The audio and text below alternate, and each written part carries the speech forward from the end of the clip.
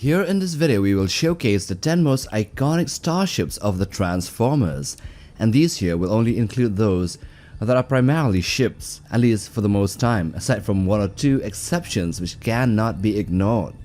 There is also another video in the works regarding massive Cybertronians that can transform into huge starships, but as for now we will focus on the most iconic spaceships of these Transformers, so let's get to it.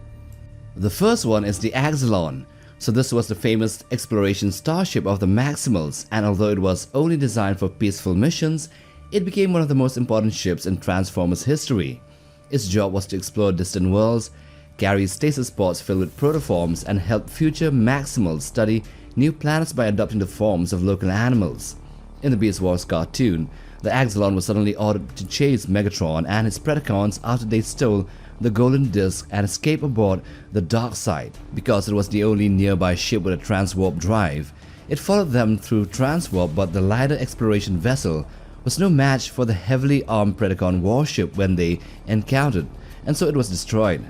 In the 2005 IDW continuity, the Axalon was an ancient Maximal vessel entrusted by Onyx Prime with the powerful talisman, wandering through space for thousands of years before crashing on prehistoric Earth, where its mysterious cargo became part of a much larger time travel plan. Some stories even show the ship surviving in different ways, like crashing into the ocean after a battle with Rampage in the Beast Wars Metals manga, while the Transformers United storyline gave it an unexpected twist by revealing that the Axalon could transform into a super robot lifeform to help battle Unicron.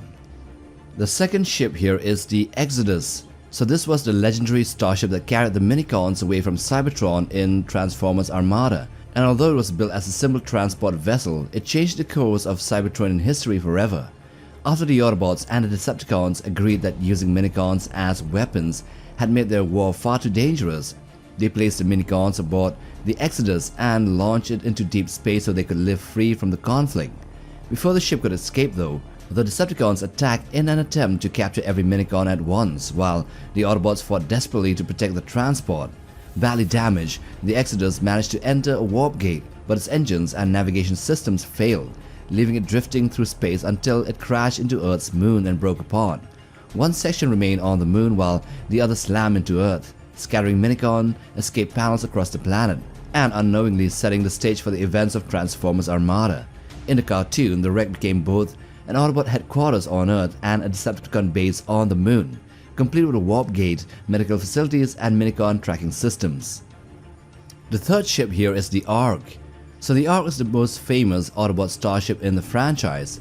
This Vanguard-class vessel is the flagship of the Autobot fleet and a powerful deep space vessel that carried Optimus Prime and Cybertron's greatest heroes. In the original G1 storyline, the Ark was launched on a mission to clear a path for Cybertron through an asteroid belt. But the Decepticons attacked and boarded the ship, forcing Optimus to deliberately crash the Ark into prehistoric Earth to stop Megatron, leaving both factions in emergency stasis for 4 million years.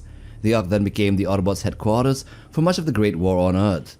The Marvel Comics revealed that the Ark was the last and most powerful vessel of its kind, and it even created the Dinobots millions of years ago before the Autobots awakened.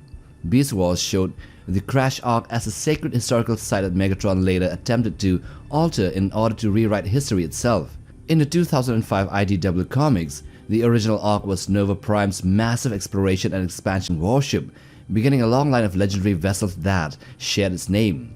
In the 2019 IDW continuity, this imagines or reimagines Ark-class ships as giant colony transports used during Cybertron's Age of Expansion. In a live-action Dark of the Moon, the Ark instead crashed onto Earth's moon while carrying Sentinel Prime and powerful space bridge pillars, and its discovery secretly inspired the real-world space race. But no matter the version, the Ark always stands as one of the greatest ships ever built by the Autobots. Number 4. The Nemesis. So the Nemesis is the legendary flagship of the Decepticons and one of the most powerful warships ever built in the Transformers Prime universe.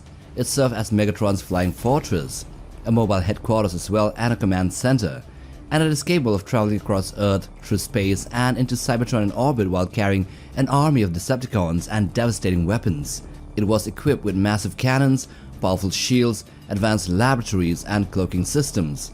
One of the ship's greatest secrets was that it had not always been a warship.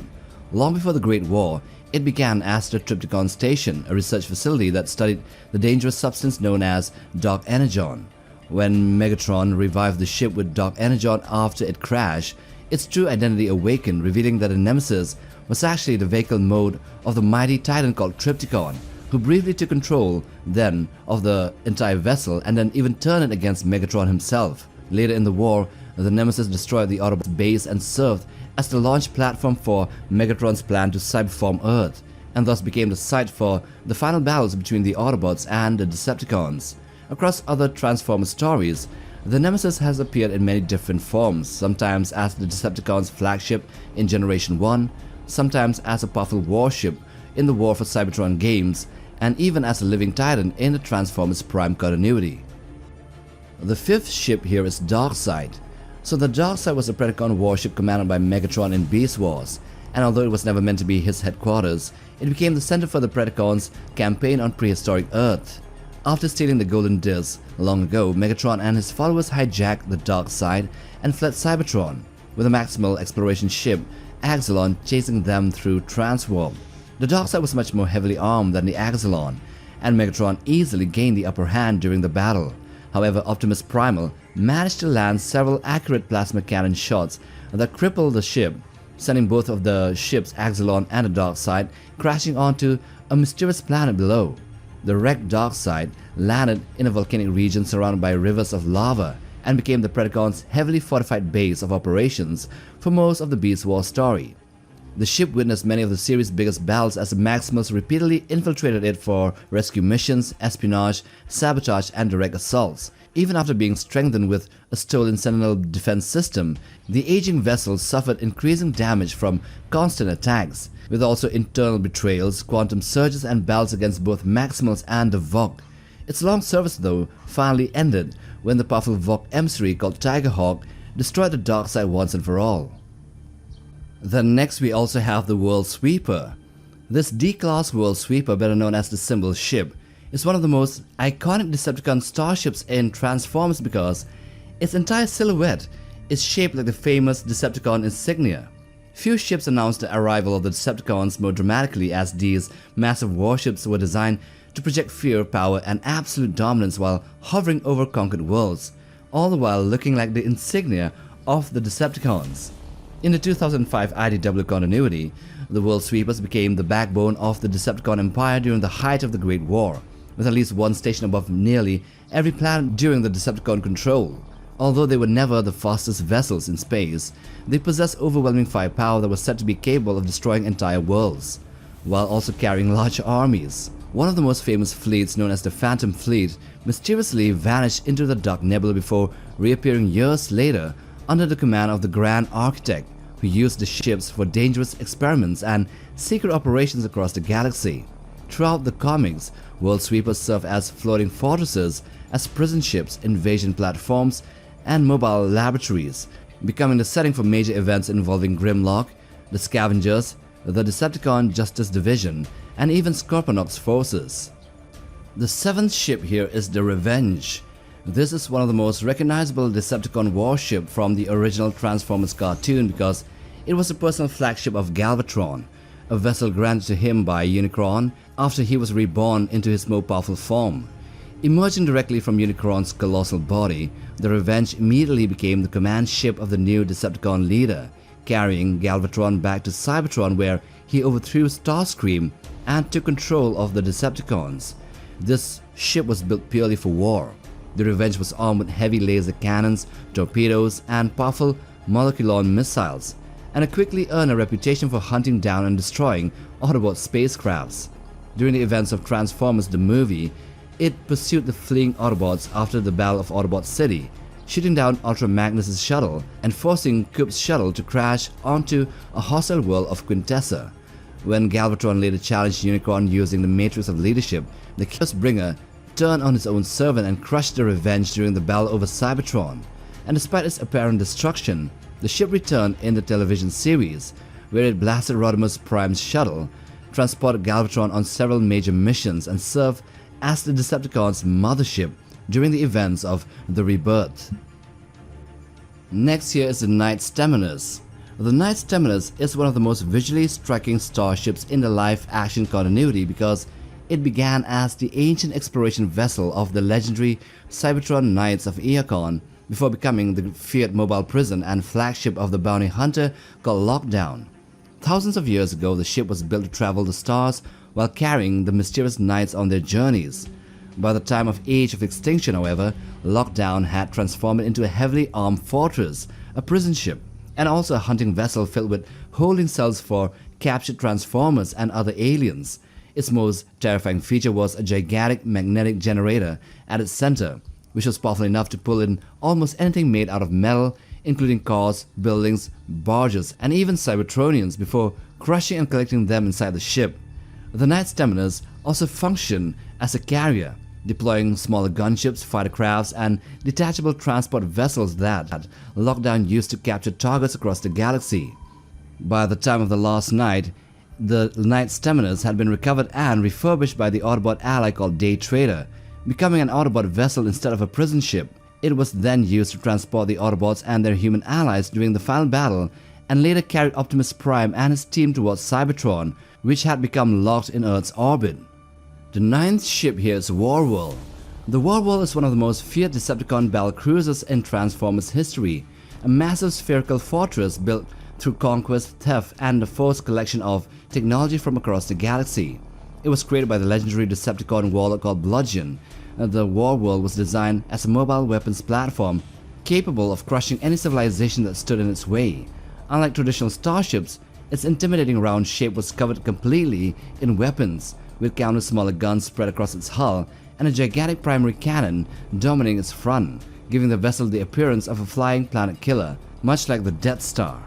As Bludgeon's flagship, the Warworld carried his army of Decepticon clones and allowed him to raid alien worlds for energy and technology. After Megatron defeated Bludgeon, he seized control of the ship along with his crew and resources, turning the Warworld into one of the greatest weapons in the Decepticon arsenal. In the 2005 IDW universe, entire fleets of Warworlds existed during the Great War, and even one ship was considered powerful enough to destroy multiple planets. These enormous ships were even used in an attempt to kill Unicron, but of course, against the Chaos Bringer, they all failed. And lastly, we have the Lost Light. This is one of the most beloved starships in Transformers because it is far more than a spaceship. It is a home, a community, and the centerpiece for one of the franchise's greatest adventures. In the 2005 IDW continuity, the Lost Light is a massive 15-mile-long exploration vessel commanded by Rodimus, carrying more than 230 Autobots on an ambitious mission to find the legendary Knights of Cybertron. Originally built as an experimental ship called the Unitrex 1 on pre-war Cybertron, its destiny changed because of a time travel accident involving Rodimus and Cyclonus, which accidentally created the very first quantum generator and transformed the vessel into history's first hop ship. Using its revolutionary quantum engines, the Lost Light can leap across enormous distances almost instantly. Although built for exploration, Rodimus later upgraded the ship with proton missile launchers, which made it capable of defending itself against many other dangers. Throughout its incredible journey, the Lost Light became the setting for countless adventures, including first contact with strange alien civilizations, time travel, alternate universes, Titan hunting, and the search for the mythical knights. The Lost Light is remembered not for winning wars, but for bringing together an unforgettable cast of characters on an epic voyage. And so those are the 10 most iconic starships of the Transformers. And with that, we end this video.